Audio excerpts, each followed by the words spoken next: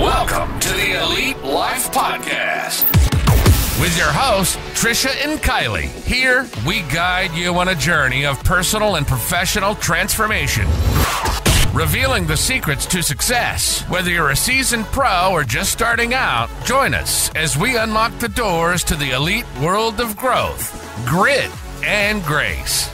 So, let's dive in. Welcome, friends, to another episode of the Elite Life Podcast. We are so glad you joined us here today. We have a very quick part two episode. Last week, we taught you how to recruit top talent, and today we are going to talk about building the ultimate team. Yeah, I'm excited because this is what I have planned out for 2025. So I'm excited to take everything that we're going to talk about today, implement it in the last half of 2024 to make sure that I hit my goals for 2025. And this is a very crucial topic for any and every business out there. Building a strong team is very important. If you want to grow and scale your business, which leads to more money, obviously, you are going to need some serious, what I call ride or diers, culture fits in order to make this happen. People that you can trust, who share your vision, and who are super excited to come alongside you and follow along on the trail to success. So if you haven't seen last week's episode, pop back and take a look. Before, maybe after, whenever it's convenient for you. But this is part two, and I'm super excited to dive in. Yeah, absolutely. So first and foremost, it's like very essential to define what you're looking for in your candidates, in your workers. Like, we remember when we were building out Stars Academy, we had to build like an avatar of our ideal client. Yeah. And realistically, for every role in your company, you should have an avatar of what would be the perfect person to fill this role. What does this person, what does their work ethic look like? What does their creativity look like? What does their work hours look like? Are we flexible? Are we not flexible? Are we micromanaging? Are we letting them do their thing? It's important to know who you want to hire so that when you go out and you find that person and you bring them in, you will have like a really, really strong, well written out job description for them. Yeah. So that you're setting them up for success with realistic expectations. These are my expectations of you in this role. This is what it should look like, and then we can move on from there, right? Absolutely. Don't limit yourself though when we're talking about sources for finding these people. I mean, Trisha, I'm sure you have stories from meeting people from all walks of life who have come in and joined Elite Realty as agents or helped us out on the admin side. There are job boards, social media, asking friends, family, networking events, local chambers. I mean, you never know where you're going to find your next person who's going to be the rock star on your team. It's so true too. I went to Tracy's networking event. She did a community event last week, and while I was there, there was a guy there, and he wanted to become a realtor. So basically, I was doing like an interview at her community event. That's not why I went there. I wasn't looking to bring anybody on from that event, but lo and behold, like you said, you never know where that's going to happen at. I've been in restaurants before and had like absolutely amazing service and been like, you ever think about going into real estate? Because I would love to have you on my team. Like your energy, your vibe, everything about you. You're serving me steak at 8:30 at night with a smile. Yeah. So you have to, like you said, stay open to opportunities no matter where you are at, because you never know exactly where it's going to happen. And then when it comes to you're interviewing them, like make sure you're not just focusing on their skills. Like I said, I've had waitresses and stuff like that where I'm like, you know, they may not have any sales skills, but that translates from one job to another job. That friendliness, that approachability, that ability to work really hard in a rush and under stress, right? And be able to calm that. Because that's real estate. Well, and I noticed that a lot of real estate sometimes is a transitional career, and that I notice sometimes people have had this career for a really long time and they're like, now I want to do real estate. And the career that they're coming from, that they're transitioning from, is usually, like I said, they've been in the customer service industry as like a waiter or Bartender. as management, as a bartender.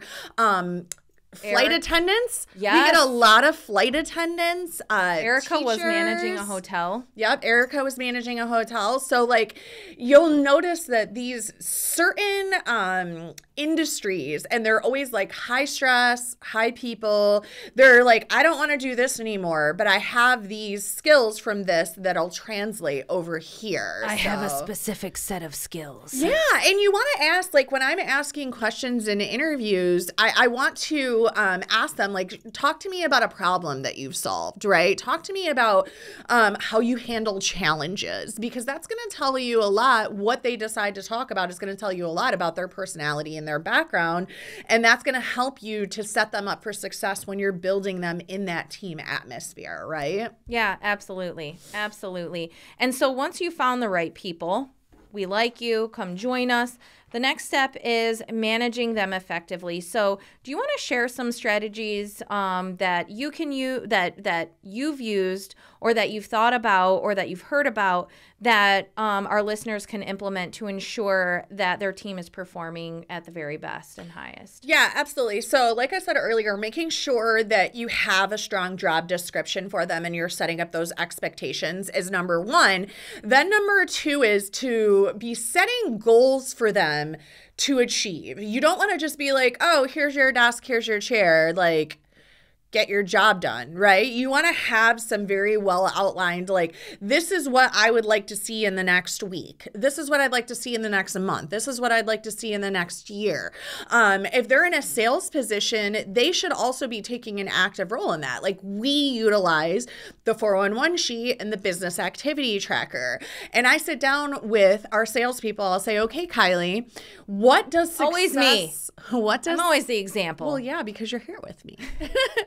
What does success look like to you in the next week, in the next month, in the next 6 months, and in the next year? Because if I just say, Kylie, of course you want to be making 7 figures this year and closing 100 deals and doing all these things, in the back of your mind, you may freak out and quit because you're like, no, I don't want to do that. That is not what success looks like to me. Success looks like to me being able to be there for 2 field trips for each kid, and also being able to, close 24 deals this year. Close 24 deals this year, right? So you need to make sure that your person on your team is working hand in hand with you to develop some very clear-cut goals, so that you know that both of you are working to move them forward in their role, move that role forward in the company, and always be moving the needle forward in general. Because people don't necessarily quit the job because they hate the job.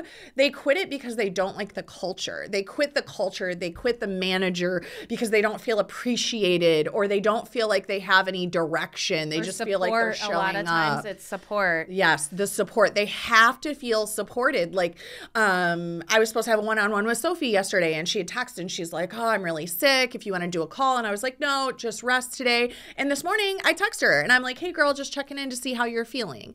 Those little things, welfare check. Those little things go a long way though, because I will tell you, in 21 years of real estate, I don't remember ever having a broker or a manager that called or text or check in just to see how I was feeling. And that is important nowadays, because you don't know what you don't know. And maybe Kylie's struggling at work, not because she's being lazy at work, but because, she's had 3 sick kids for 3 weeks and now she's sick and she's doing the best she can with what she has. So maybe that's why she's not hitting her numbers, right? So we need to make sure that we have those laid out goals, those laid out strategies, and we know what success looks like for them, and they know what you feel like success looks like, because you both have to be on that same train. We can't just assume that every realtor wants to make $1 million. Some realtors just want to close one deal and take their kids to Disneyland. Some realtors just want to come in and learn their first year. Success looks different for everybody. So make sure you ask, what does success look like for you? Yeah, and I think the next important thing to mention that you do really well at Elite is you don't just focus and ask people what their professional goals are. You ask them, what are you working on in your personal life? What's something you're struggling with? What's something you're proud of? What's something you want to achieve? Because all of that goes hand in hand. Like you just mentioned, I might be sucking it up at work because my personal life is suffering, and being able to have an accountability partner sometimes really helps. I mean, how many times have I told you, like, when we're doing like a diet together, we're doing something together, if I'm just doing it, me and Ryan, I will eat the cake at 10:30 at night because he's going to love me anyways. But and this is something you find out in the interview process too, are they a carrot person or a stick person? I don't want to say I'm not motivated by money, but I'm more motivated by disappointing the people that I love and who take care of me and who support me. And so when it comes down to it, it's like, I would rather not disappoint Trisha and have to openly admit to her when she asks me, did you eat the cake? And I get to say yes or no at that point. So making sure that you are touching base and not in a prying way, obviously, but most people are more than happy to share some of their personal goals. Hey, I want to publish my book this year. Hey, I want to lose 50 pounds. Hey, I want to take my kids to Disneyland. Those are all important goals, and those are the things more than professional, that those are the personal things that are going to motivate people. And when they're down and out or they're feeling yucky about a deal that fell through or this or that, you're able to come alongside and say, listen, you told me that you wanted to save X dollars to get your kids to Disneyland. How can I help you? Oh, I need, if I could just, make this amount of money. Okay, go find some renters. That's quick money. You're going to make, especially if you're dealing with high-end people, you're going to turn $700 to $1,000, bing, bang, boom, right? Yeah, and I think that being said, like, communication is key. Having regular check-ins with your team members is really important. That way you can identify any issues early on and be able to have the opportunity to provide that feedback and support. If you're not regularly checking in with people, you may find out there's a problem far too late. Yeah. And that happens quickly. So having those regular check-ins, you should know what's going on, and then be providing some opportunities for development, right? Professional development, personal development, whether it's workshops, training programs, mentorship opportunities, like, you need to be investing in your team's long-term growth. There have been many times, like when we got Cardone University, I was like, oh my gosh, this is so expensive. Like, it was tens of thousands of dollars for Cardone University, but the amount of knowledge and skills that I gained, Andy gained, our team gained, made it so worth it, because it's like, okay, yeah, I'm spending, call it $35,000 on Cardone University, but how much money are we going to make as a company by investing that $35,000? Literal millions of dollars, right? Because now we have skills to be able to sell people for the long term and to be able to make them feel comfortable or to be better leaders. Like, there was different modules in there for leadership, for sales, for follow-up, for rebuttals, for everything. And the things that I learned in that program, I teach today. I implemented them into Stars Academy. So that impact and that ripple effect is going on forever. So that is a crucial step to building an epic team, an elite team, an amazing team, is to provide those opportunities for that personal and that professional development, right? You talked about personal development. I was, and you were too, Beachbody coaches, right? So I learned a lot about nutrition and balancing macros and how to set fitness goals and things like that. And so I share that with my people. It has nothing to do with real estate. It has nothing to do with being a real estate broker. But if somebody comes in and they're like, my goal is to get my blood pressure down or lose X amount of pounds or things like that, I will actually help them build out a very easy to step into plan of, okay, first we're going to start walking for 20 minutes 3 times a week. And then we're going to start doing yoga. And then we're going to do this, like depending on where they are, I meet them where they are and I give them the tools for success in their personal or their business life.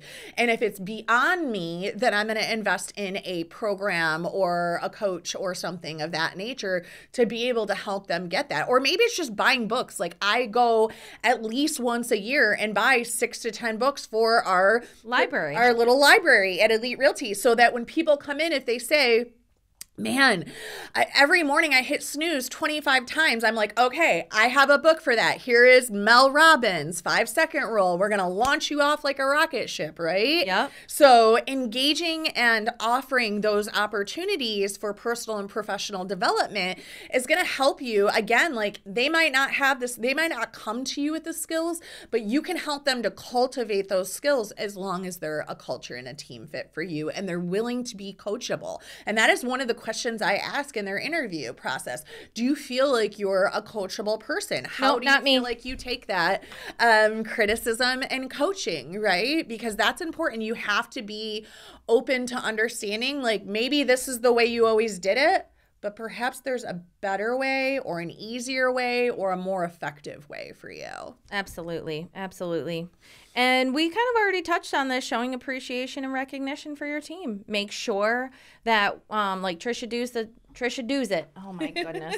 We're running out of brain space here. The Tuesday team shout outs. You're always thanking people, leaving notes, sending gifts, little congratulations. I was totally, when we closed on our house, I was totally not expecting a closing gift because I'm the real estate agent for the buyers and I just bought us a freaking house. So that's your closing gift. And it was super sweet. Like, to have that was very, very nice. And you know, it's those little things that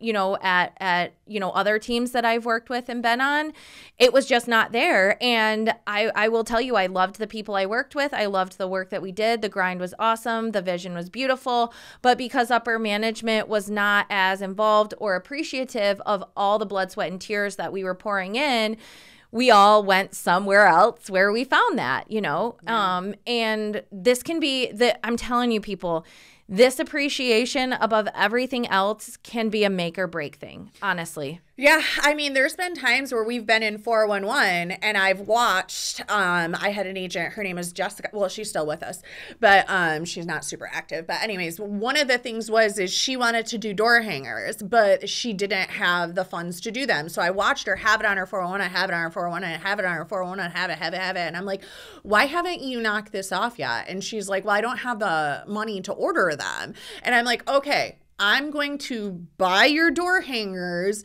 so you can go and hand them out. And she literally started crying in 411, like just sobbing. You were there for that one? Yeah. It was beautiful. But those are little things that are easy for me to be able to be like, hey, this is a win-win, right? Like I help you to be successful. You're going to go out there and spread brand awareness. You're going to share that with your friends. You're going to get clients. Like that is a win-win to me. We had an agent one time where she didn't have the money to upgrade her phone. And if she didn't upgrade her phone, then she wasn't going to be able to get the leads to her phone because her phone was so old, I couldn't get the software. So I was like, how much is it to upgrade your phone? And whatever it was, I was like, I'll just Venmo it to you. I want you to have these opportunities because you show up for every training, every coaching, every event. I've got a $75 Motorola right now.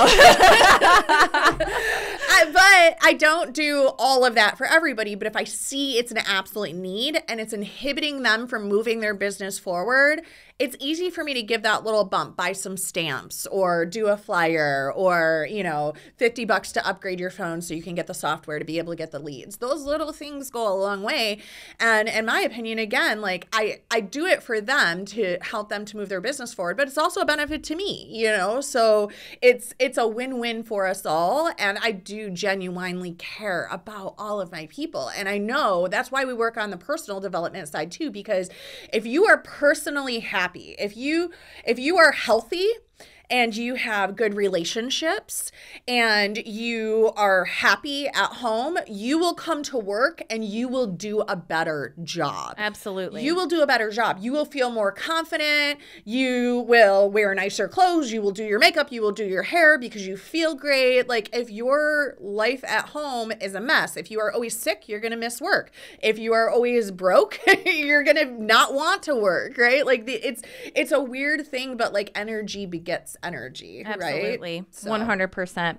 Well, I think that's all the time that we have today. Did we cover everything that you wanted to go over? Yeah, absolutely. I mean, just providing those opportunities for growth and advancement in your company and keeping your team engaged and motivated, that's how you build a great team, and that's how you keep a great team too. And then the last thing I think I want to add, just because I said that, is one thing I struggled with for a long time, and sometimes I still struggle with, is understanding that throughout the process of building a team, not everybody is going to be a fit. And even people that have been with you for a long time, eventually you may decide you want to liberate from your team because maybe your culture has changed, or maybe your team has changed, or maybe your office has changed, or maybe you have changed and that's not the best fit for you anymore. Don't get upset about liberating somebody. Or if somebody decides to go, yeah, that's what we're going to call it now. We're liberating them. New speak. But the thing is remember that all the time and the energy and the resources that you poured into that person when they were with you made them a better person, made them a better, in a better place in their life. And you can launch them out into the world and know like you did great things with them and for them and by them. And that's going to continue on in the world. That's a positive impact on our world. So even if it's not with your team, they're going to go out and they're going to do great things. Or maybe they're going to go out and they're going to do bad things, and it's better they do it over there than with you. Well, that's a wrap for this week. If you like the show, don't forget to share and subscribe because we drop fresh content every Thursday. So come back next week for another episode of the Elite Life Podcast. Bye.